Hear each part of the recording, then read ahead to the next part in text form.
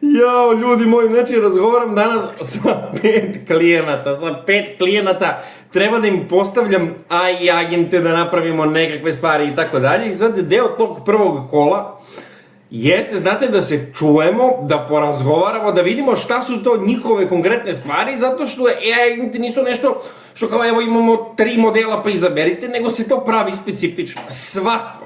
Svako od njih između ostalog hteo da špionira konkurenciju. Srpska posla neverovatno, znači ovamo u Facebooku prave veštačka inteligencija developere. Ne, mi ćemo da špioniramo konkurenciju.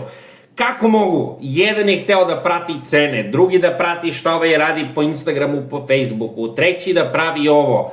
Evo, stiže mi upravo jedan od njih piše nešto, ja ne mogu da verujem.